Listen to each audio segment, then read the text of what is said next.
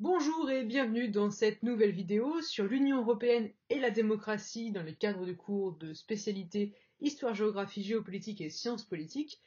Aujourd'hui, on va s'intéresser au deuxième jalon de ce thème conclusif sur l'Union européenne face aux citoyens et aux États, avec les multiples remises en question que l'Union a connues depuis 1992.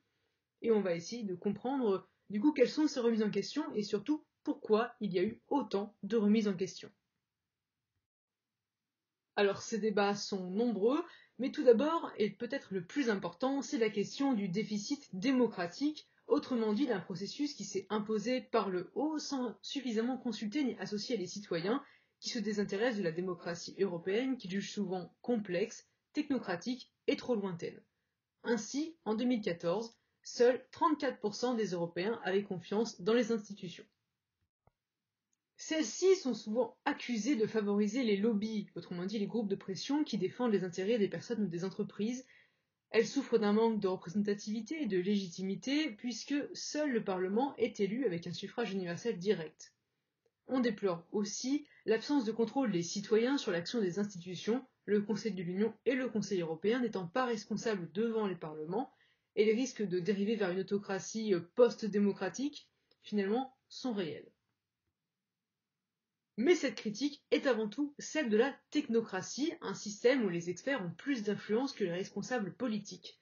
Leurs compétences tendent à se renforcer alors qu'ils ne disposent même pas de la légitimité politique donnée par les élections.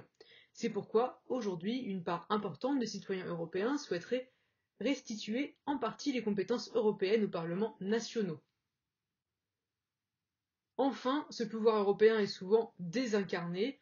On ne sait jamais qui appeler en fait quand on veut appeler l'Europe. Et encore aujourd'hui, beaucoup d'Européens ne connaissent pas le nom du président du Conseil européen ou du haut représentant de l'Union pour les affaires étrangères et la politique de sécurité.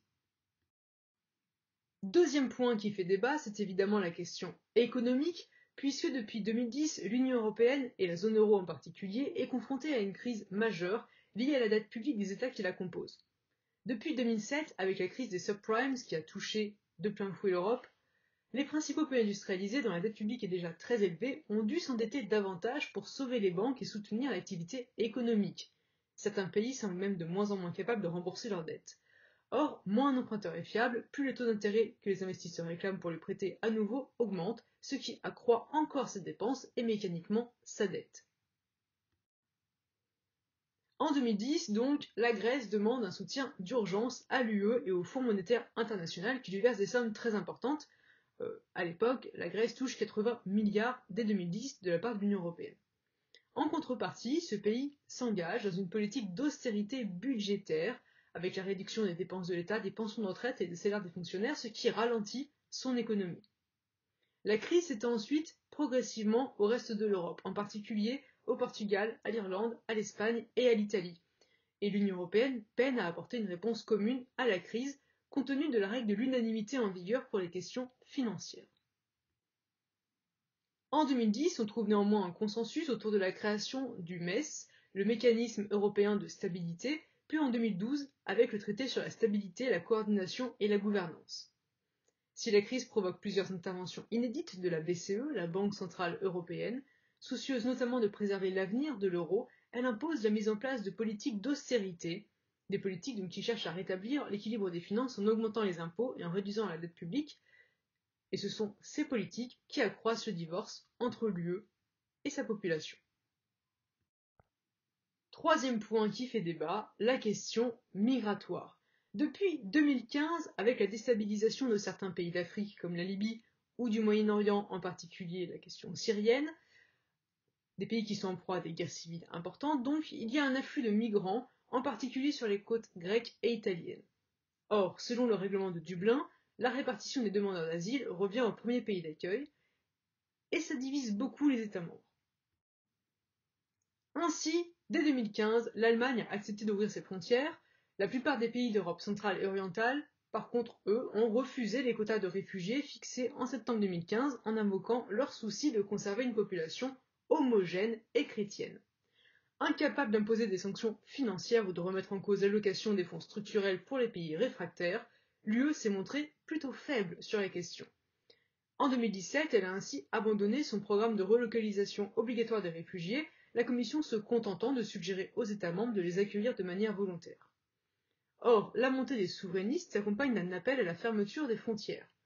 Après la victoire de la Ligue en mars 2018, l'Italie a en effet fermé ses ports aux navires de sauvetage et contraint SOS Méditerranée et Médecins sans frontières à mettre un terme aux opérations du navire Aquarius, qui est en charge en fait de sauver des réfugiés en Méditerranée. Cette politique restrictive n'est pas sans accroître l'influence des passeurs, ce qui provoque des milliers de morts. On en était à plus de 17 000 depuis 2014 en 2020, et transforme finalement cette Méditerranée en immense cimetière.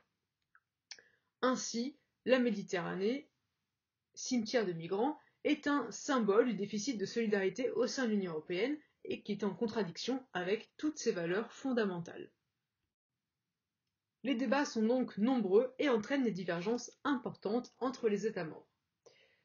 Ça vient, pour les raisons les plus anciennes, de conceptions très différentes de l'Europe. Jacques Delors voulait faire de l'Europe une fédération d'États-nations, autrement dit un système politique intermédiaire entre l'État fédéral et unitaire. Si le droit de l'Union européenne s'impose dans les États membres, ces derniers conservent leur souveraineté dans de nombreux domaines.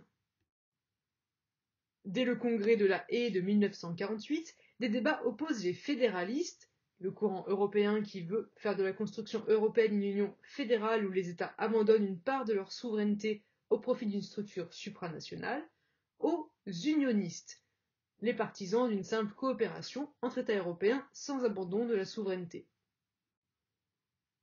Favorable au transfert de souveraineté des États vers une autorité supranationale, l'Allemagne se prononce également en faveur de l'élargissement des champs d'action de l'Union européenne, en direction des droits sociaux et de la politique étrangère notamment, et de l'intégration de l'Europe centrale et orientale, profitant ainsi du déplacement du centre de gravité de l'Union européenne. La conception française de l'Europe est quant à elle politique. Il s'agit d'un projet de puissance lui permettant de retrouver sa vocation mondiale dont l'avait privée la décolonisation et d'une Europe des États-nations, conservant notamment aux États leurs compétences en matière de politique étrangère.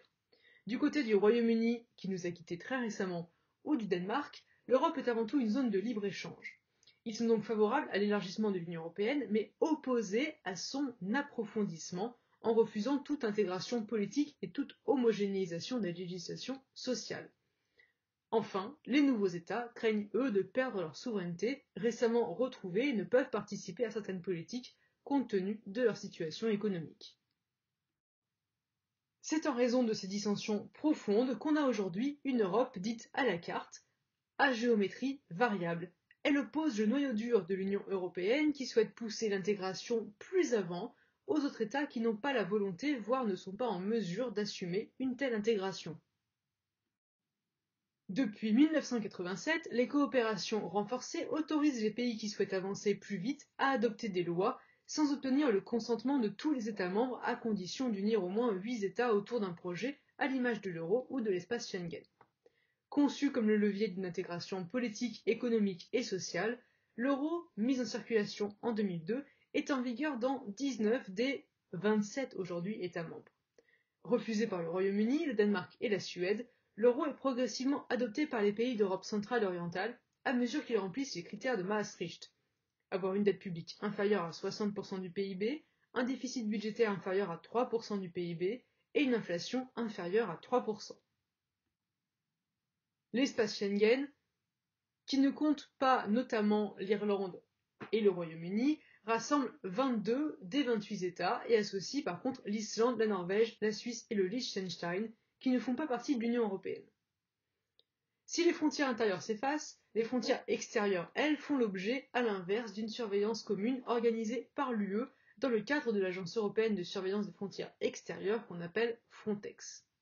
Les clauses d'exception, opting out, permettent enfin aux États membres de refuser l'application d'un traité communautaire sans pour autant provoquer de blocage général. Aussi déroge-t-il à certains programmes, tels la Charte des droits fondamentaux qu'ont refusé de signer le Royaume-Uni, la Pologne et la République tchèque. Ainsi, l'Europe se retrouve incapable à parler d'une seule voix. Lors de la guerre de Bosnie, la France refuse en effet la proposition de l'Allemagne de reconnaître dès juillet 1991 les républiques sécessionnistes, tandis que le Royaume-Uni refuse l'intervention de l'UEO, l'Union de l'Europe occidentale, qui est une coopération militaire de 1954, mais qui est intégrée à l'OTAN. La France, qui s'en remet par la voix de son président François Mitterrand au Conseil de sécurité de l'ONU, est finalement critiquée pour son manque de fermeté et de condamnation à l'encontre de la Serbie, qui pratique à cette occasion un génocide. En 2003, lors de la guerre d'Irak, bis repetita, les atlantistes s'opposent aux partisans de négociations multilatérales. Alors que la France et l'Allemagne demandent un règlement diplomatique de la crise pour éviter le recours à la guerre, la majorité des autres États européens, le Royaume-Uni mais aussi les candidats à l'élargissement de 2004, privilégient de bonnes relations transatlantiques et souhaitent s'engager aux côtés des États-Unis. Ralliée sur la scène internationale pour son incapacité à parler d'une seule voix, l'UE en fait de nouveau la démonstration à l'annonce du prix Nobel de la paix en 2012. Les présidents du Parlement, de la Commission, du Conseil européen, ainsi que la haute représentante de l'Union pour les affaires étrangères et la politique de sécurité, n'ont en effet pas été en mesure de faire une déclaration commune. Ces débats qui agitent la société européenne, ces dissensions entre États membres entraînent une crise de confiance envers l'Union européenne. On l'observe parfaitement avec la montée de l'abstention, puisque si l'adhésion des populations est nécessaire pour renforcer et sauvegarder le processus d'intégration européenne, les citoyens sont davantage préoccupés par des problèmes nationaux. La vie européenne les atteint peu, finalement, en dehors des périodes de crise et de ratification du traité, et leur participation aux élections européennes est relativement faible. Elle est ainsi passée de 63% en 1979, premières élections européennes, à 42,5% en 2014. Les Européens apprécient la liberté de voyager, d'étudier, de travailler dans l'UE, voient dans l'Europe plutôt un gage de paix, de puissance, voire de prospérité économique. Par contre, ils sont nombreux à en dénoncer le gaspillage d'argent, 24% d'entre eux, la bureaucratie, pour 20% d'entre eux, et les craintes sont aussi sécuritaires, 18% considèrent qu'il n'y a pas assez de contrôle aux frontières, et identitaires, presque un Européen sur 10 craint une perte de son identité culturelle. Le modèle libéral est aussi au cœur des controverses. En cause, des campagnes électorales peu médiatisées, des candidats qui orientent les débats sur des enjeux essentiellement nationaux. Reste que les élections européennes sont ambiguës au sens où elles se font avec des partis nationaux qui ne sont théoriquement pas élus pour représenter des intérêts nationaux. Beaucoup de citoyens européens ignorent d'ailleurs les groupes politiques européens auxquels adhèrent ces partis, à l'image du Parti populaire européen, de l'Alliance progressiste des socialistes et démocrates ou encore des Verts. Avec 51% de participation, du jamais vu depuis 25 ans, les élections européennes de 2019 constituent néanmoins un espoir. Autre élément qui témoigne de la crise de confiance au sein de l'Union européenne, la remise en cause des traités européens. Puisque, dès la ratification du traité de Maastricht, s'opposent les partisans de l'Europe qui voient une réponse à l'émergence de nouvelles puissances, et les souverainistes qui dénoncent une construction libérale et craignent une perte de souveraineté nationale. Si la ratification est une formalité en Irlande, en Grèce ou au Luxembourg, la France l'accepte de justesse puisque le oui l'emporte seulement à 51% des suffrages. En 2005, le projet de constitution européenne est rejeté par la France et les Pays-Bas. La victoire du non semble illustrer la coupure entre les responsables politiques et les citoyens. En France, la première raison invoquée au sein des électeurs du non demeure le rejet d'un texte jugé beaucoup trop libéral. Si le rejet de Bruxelles, en l'occurrence de la technocratie bruxelloise, la question turque et l'inquiétude identitaire sont naturellement présents, le succès du non ne peut se comprendre, en fait, qu'en fonction de l'inquiétude sociale et du sentiment que le texte proposait validait un cadre économique soulevant plus d'inquiétude que d'adhésion dans une Union européenne considérablement élargie. Il n'empêche qu'une vision simplifiée, une version simplifiée est finalement ratifiée par voie parlementaire 4 ans plus tard. Or, le traité de Lisbonne reprend une forte proportion des principes du traité constitutionnel pourtant rejeté en 2005. Certains citoyens considèrent donc ce traité comme antidémocratique et ont le sentiment de ne plus être écoutés par leurs dirigeants. Cette crise de confiance envers l'UE entraîne aussi un retour des égoïsmes nationaux avec une réaffirmation des nationalismes. En 2016, les Britanniques ont voté majoritairement en faveur du Brexit, mettant un terme à l'irréversibilité de la construction européenne. Au souverainisme, la doctrine politique qui cherche à préserver la souveraineté nationale d'un État, autrement dit son pouvoir par rapport à une organisation supranationale, se greffe aussi l'euroscepticisme qui interroge la viabilité et l'utilité de l'Union européenne. Or, de nombreux États sont passés sous le contrôle de partis eurosceptiques à l'image de la Hongrie, de la Pologne, de la République tchèque, de l'Autriche ou encore de l'Italie. Viktor Orban se présente ainsi en défenseur de l'État-nation et affirme les racines chrétiennes de l'Europe. Fondé sur le rejet de la bureaucratie, de l'immigration, voire de l'euro, ces partis nationalistes ont obtenu un quart des suffrages aux élections européennes de 2014. Il s'agit du Rassemblement national en France, de l'UKIP au Royaume-Uni, du Parti populaire danois, du Parti pour la liberté aux Pays-Bas ou encore de l'AfD en Allemagne. Quant à l'essor du régionalisme, il s'explique par l'existence d'éléments d'identification communs tels la culture, la langue, l'histoire ou les institutions. Leur désir d'émancipation est avant tout dicté par la volonté de préserver, voire de récupérer les richesses produites dans leur région, en Catalogne ou en Flandre. Ce retour aux égoïsmes, qu'ils soient régionaux ou nationaux, n'est pas sans rappeler que l'UE est un regroupement d'États qui ont une conception très différente de la démocratie, et donc qui restent finalement fragiles. Merci d'avoir regardé cette vidéo, c'était un petit peu compliqué, mais on reviendra dessus en classe bien évidemment. À très bientôt!